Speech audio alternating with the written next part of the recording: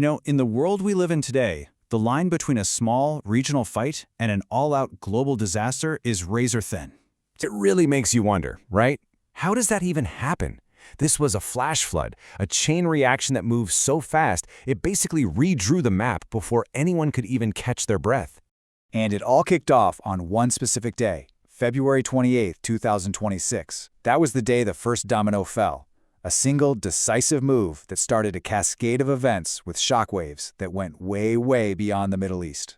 So let's get into part one. The whole thing began with something called Operation Epic Fury. This was a huge, preemptive military strike that was really designed to end the war before it could even get started. This was what's known as a decapitation strike. Cut the head off the snake. So who was involved? It was a joint op between U.S. forces and the Israeli Defense Forces. And their targets? The absolute top of Iran's political leadership and, crucially, their nuclear infrastructure. They hit the places that would hurt the most, political hubs like Tehran and critical sites like the Natanz facility. And how they did it was just overwhelming. We're talking more than 120 stealth fighters and missiles, plus a massive cyber attack that plunged the country into a digital blackout. The goal was pretty simple. Take out the leadership and their biggest threat in one single, devastating blow. And this was no loose partnership. It was incredibly coordinated. The U.S. side of things was called Operation Epic Fury, while the IDF's part was codenamed Operation Roaring Lion. Two different names, two different militaries, but one single focused goal. So how do you justify a strike this big to the rest of the world? Well, the official reason was pretty blunt. President Trump stated that after diplomacy had failed, Iran's nuclear ambitions had become, and this is a direct quote, a threat to core national security interests of the U.S. So it was presented as an act of preemptive self-defense, not necessarily an act of war. But here's the thing. If they were hoping for a quick and clean victory, they didn't get it. That initial strike wasn't the end. It was just the beginning of part two, because Iran struck back, and they did it with incredible force.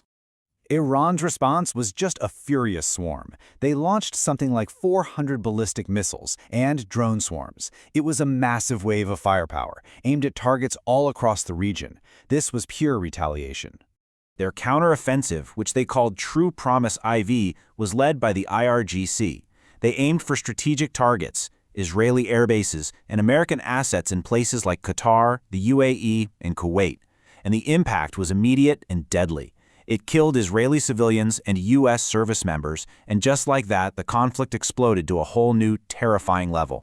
With fighting raging, the conflict then pivots from the air to the sea. And that brings us to part three, an attack on the world's economic jugular, the Hormuz blockade. To really get why this caused a global panic, you have to understand the Strait of Hormuz. It is, without a doubt, the single most important choke point for oil on the entire planet. About 20% of all the world's petroleum flows right through this narrow strip of water. If you choke this strait, you choke the global economy. And that's exactly what they did. The IRGC's Navy essentially paralyzed the strait. Instantly, 20% of the world's daily oil and natural gas supply was just cut off. The global energy supply chain didn't just bend, it completely snapped.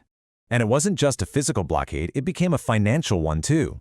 The insurance premiums for any ship trying to go through the region shot up by 50%. In a lot of cases, insurers just flat out refused to offer coverage at all.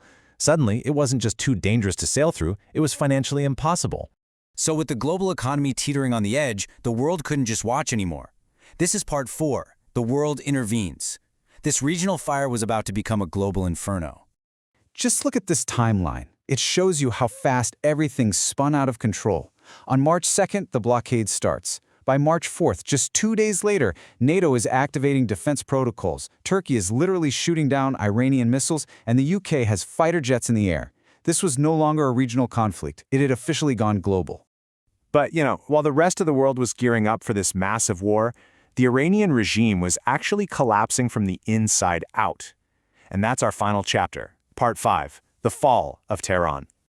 That initial decapitation strike turned out to be brutally effective. It set off this internal chain reaction. First, with the supreme leader and dozens of top officials gone, the entire military command structure just shattered. This power vacuum then led to these huge civil uprisings in cities all across the country.